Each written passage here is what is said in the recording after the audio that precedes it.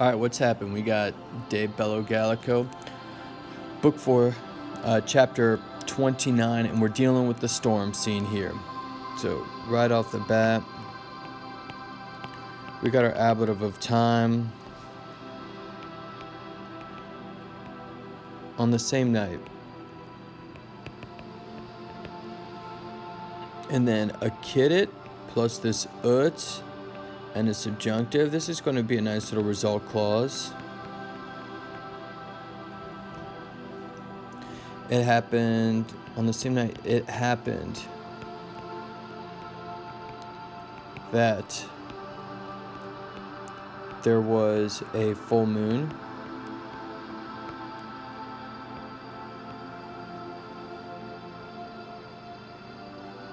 Oh, about to sneeze. Hold on. Oh, excuse me. Alright, and this is a little word phrasing, but qui dies is going together. Which day? And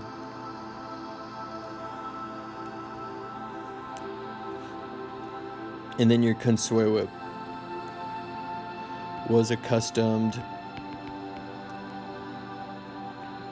And then it long mark there. These guys are going together. Was accustomed efficere to bring about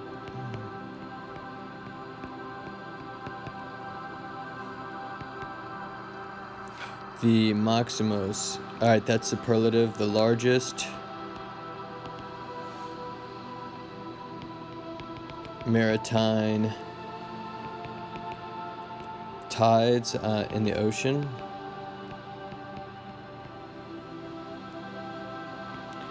And it was unknown nostris. Put a nice little wearies in there. It was unknown to our men. So one of the things that you'll see go on with Caesar, when something goes right, you know, the leader, Caesar, he notices this and he does something about it. And he does something about it at a very opportune time. Usually it's like the most opportune time, something like that. When something goes wrong, all of a sudden it was unknown, it just happened that, and he uses phrasing like that, making it seem like it was unavoidable. Or this couldn't have been known ahead of time. Otherwise, he would have been the one to do something about it.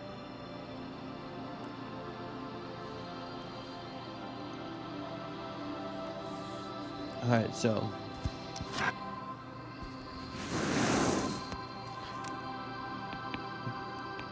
thus at one time and there's a lot going on in this little bit, and you see the commas there. I bolded the main parts of the sentence, meaning subject, verb, direct to object, subject, verb, direct to object. Alright. Thus, at one time, both going all the way to the subject, which is the aistos. Both the aistos, the tide. Compleba was filling. Longos naves, the long ships or the warships.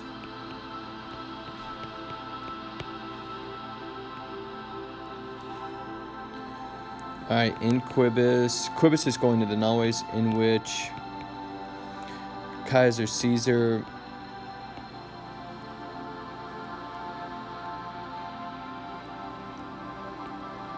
had Curat had taken care of.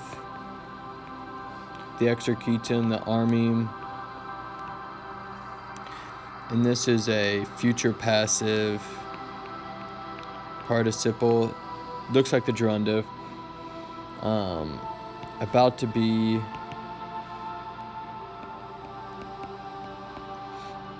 transported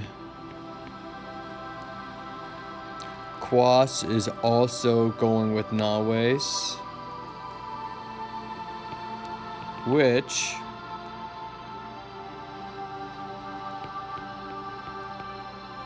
Caesar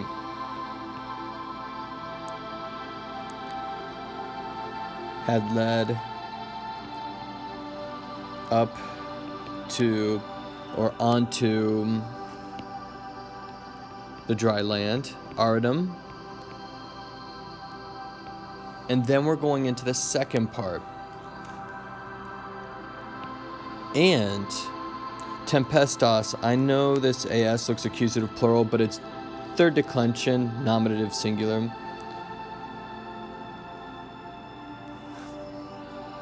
And a tempest, a storm, afflicted bot, the honorarius, the cargo ships. All right, and the Quai is going there, which had been bound.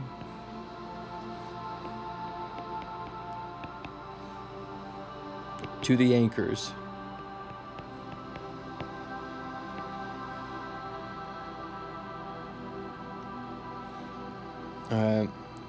This is another nominative. Alright, it looks accusative. In this, Ola is modifying it.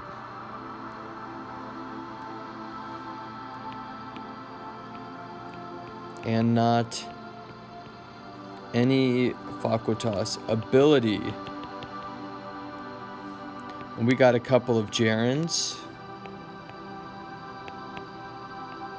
with an out and out.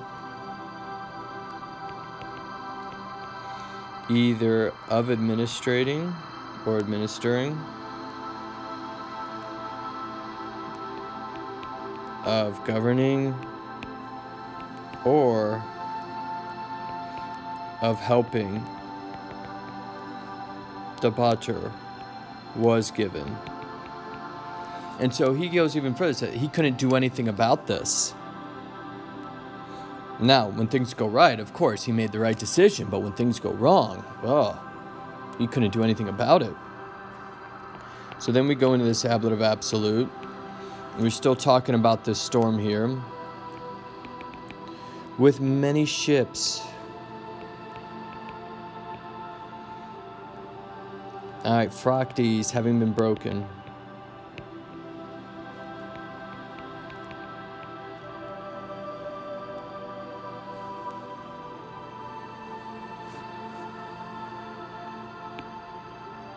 When the reliquae, alright, so this is feminine, and it's modifying an implied Nawes.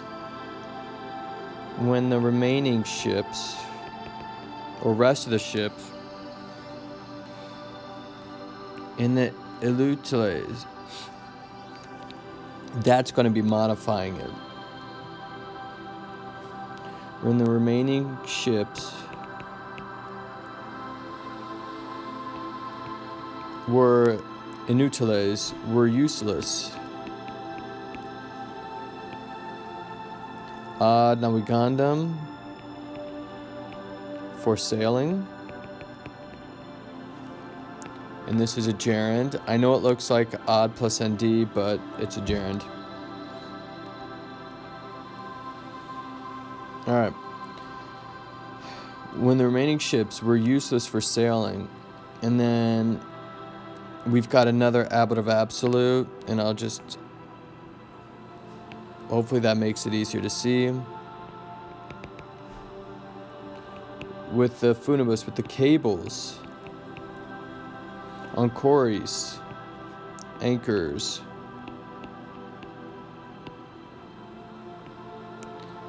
and the remaining armaments having been lost.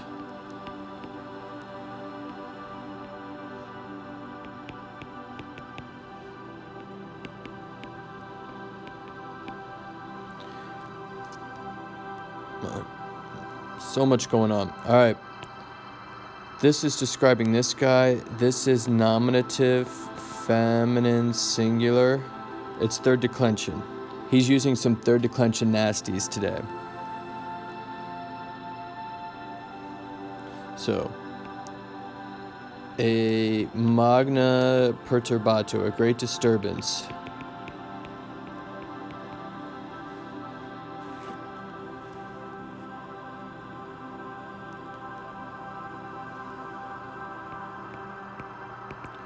Which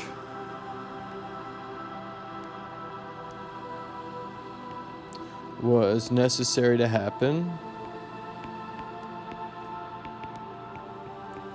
and a better English translation may be which was bound to happen.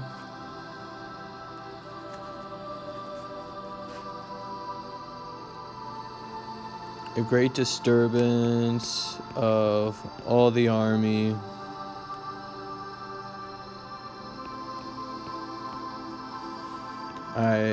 Factus happened or came to be.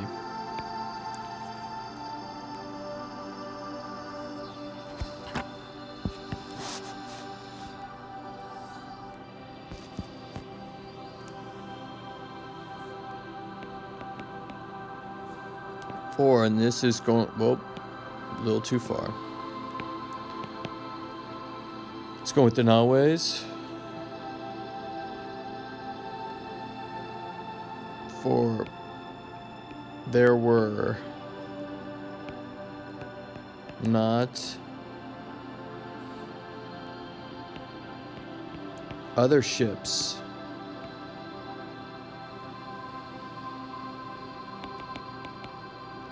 with which or by which, that's kind of a your call, poscent, they were able.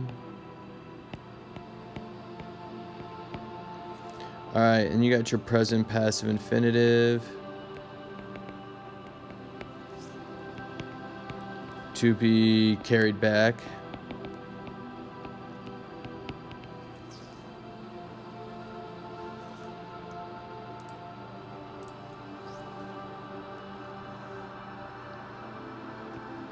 Omnia darum. And all things were deerant, were missing, were absent. Quae, which errant were. Usui, little dative of purpose, which were of use. And then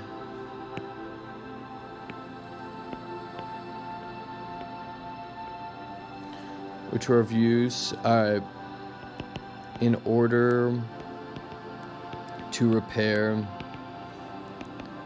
the ships. Alright, so we got a bunch of ships and they can't really be salvaged, and they didn't have anything to fix them, and quote, because Constabat, it was evident, omnibus to all,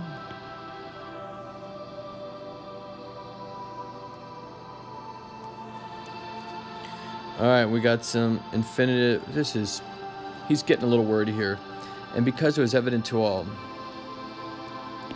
that it was right, apportere, or it was fitting, iamari,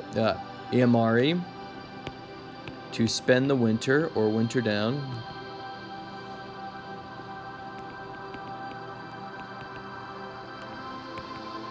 in Gaul. Frumentum, grain,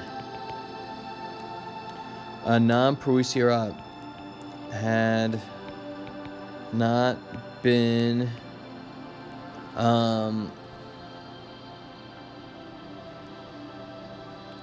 provided, and this is the idea of like provided, like foreseen, like prepped up, stocked. You know, you make the provisions ahead of time. provided in these places. Alright, for the winter. A lot of bad things happening, a lot of craziness going on, and big old storm, and of course it's not Caesar's fault, and he's doing the best he can, but nothing worked out for him. And really with this, you should compare it to lines in the Aeneid to get an understanding of just how different Caesar's commentary is. And it's a commentary, so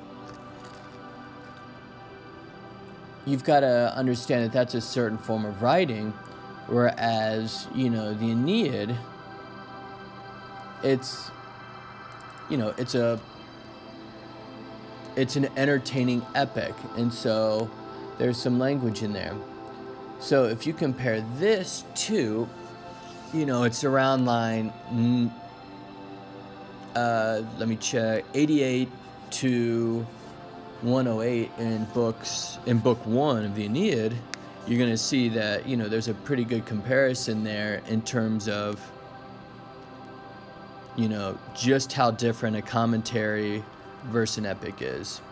And so, you know, take a moment to look at that.